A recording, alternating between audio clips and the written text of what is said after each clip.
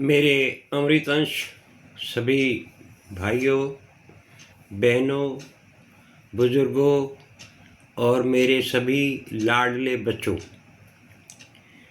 सभी अमृतंश, छोटे नन्हे मुन्ने भी।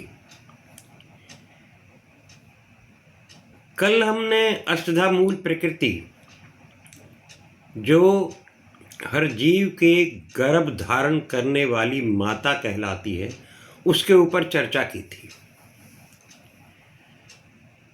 इसी से जुड़ा हुआ एक दृष्टांत मैं आपके सामने रख रहा हूं कि वो माँ अष्टधा मूल प्रकृति जो है, और उसमें जो नौवा अष्टधा के साथ जो नौवा जो तत्व है, वो है वो जो परम तत्व है, जिस चेतन रूपी बीज को भगवान कहते हैं कि मैं स्वयं स्थापित करता हूं। महाराज अष्टावक्र, महाराज जनक की सभा में ऋषि अष्टावक्र जब उनकी सभा में पहुंचे तो वहां क्या होता है, सभा चल रही थी और सभा में सभी ज्ञानी ब्राह्मण पंडित सब पढ़े लिखे शास्त्री भी थे। जैसे ही राजा जनक की सभा में अष्टावक्र जी पहुंचे, महर्षि जी, तो सभा के लोग एकदम जोर से खिलखिलाकर हंस उठे। और जब सारे के सारे हंस उठे, हंसने लगे बहुत जोर जोर से, तो महाराज को, ऋषि जी को थोड़ा सा आभास हुआ कि ये तुझे तेरे शरीर को देखकर हंस रहे हैं, बाकी और कोई कारण नहीं हो सकता। क्या था कि मैंने कल बताया था कि ये जो 8 प्रकार के हमारे तत्व हैं, नभ, नीर, समीर, धरा और अग्नि, या जल, वायु, अग्नि, पृथ्वी, आकाश, इनके जो तालमेल है आपस का, ये और आपका, मेरा या किसी और का भी, जो भी जीवात्मा है, जितने भी, उनका मन, उनकी बुद्धि और उनमें अहंकार, ये 3 चीज, 5 और 3 8, ये अष्टधा मूल प्रकृति है। और इसमें 9वीं चेतन आत्मा, इस अष्टधा मूल प्रकृति को तो मां माना भगवान ने, और 9वीं जो चेतन आत्मा है, जिसको स्थापित करता है गर्भ में, इस माटी के पुतले में जिसको स्थापित करता है भगवान, वो भी इसी में मानी जाती है।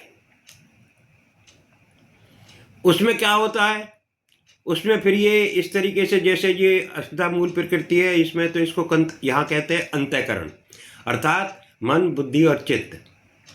लेकिन अगर इसमें अहंकार भी लगा दिया जाए तो ये चतुष्टय बन जाता है, चतुष्टय, 4 चीजों का चक्र। लेकिन अष्टधा मूल प्रकृति सही मायने में 8 तत्वों की है, जो मैं अभी आपको बता रहा हूं। इस बात के ऊपर राजा जनक से उन्होंने कहा, तो अष्टावक्र जी जो थे ना, वहां से वापस उन्होंने मुंह मोड़ा, तो किसी ने कहा कि इनको महाराज को रोकिए। अब चूंकि ये मिश्रण था, अष्टावक्र जी तो ये जानते थे कि ये मिश्रण है, क्योंकि ये मेरे इस 9वें तत्व को निकल जाने के बाद, परम को निकल जाने के बाद, इस चेतन आत्मा को निकल जाने के बाद ये मिट्टी ही रह जाएगी, जल में जल चला जाएगा, और मिट्टी में मिट्टी, आसमान में आसमान, और पानी में पानी, सब कुछ अलग अलग हो जाना है।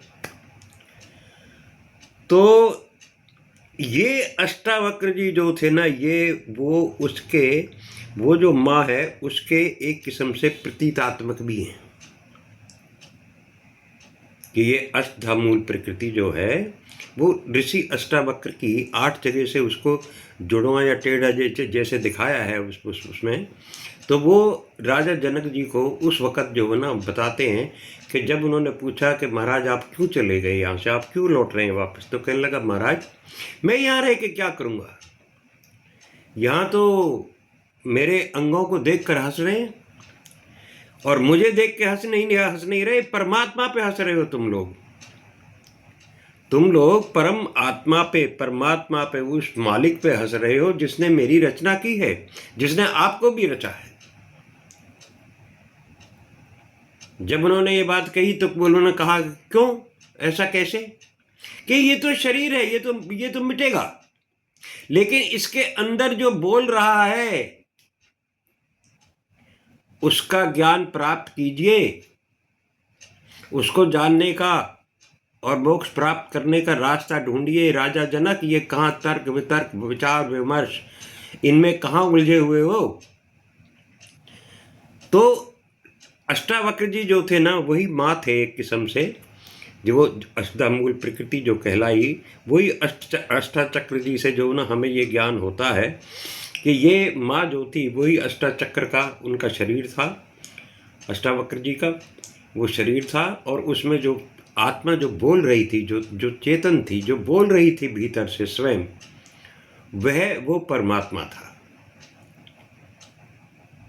तो इस शरीर को और जो उस परमात्मा को जान लेता है, उसका प्रत्यक्ष साक्षात्कार कर लेता है, या जो उसकी अनुभूति कर लेता है, या जो उससे मिलन कर लेता है, वो जो जानकारी है सही मायने में, उसी जानकारी का नाम ज्ञान है। और ये ज्ञान की कोई सीमा नहीं है। कोई भी आदमी अगर ये सोचेगा कि मुझे इतना ज्ञान हो गया, मैं इतने तक पहुंच गया, मैंने ऐसा पा लिया, मैंने वैसा देख लिया, वहां तक आप रुके ना। जैसे ही आप रुकोगे, आपने समझना कि वहां उस मंजिल तक नहीं पहुंचे। इसका तो चिंतन भली प्रकार लगे रहना है, आपने करते रहना है। जितना चिंतन करोगे उतना ही आगे पहुंचते चले जाओगे, और उतना ही इसके बारे में गूढ़ ज्ञान भी आपको होता रहेगा, मिलता रहेगा।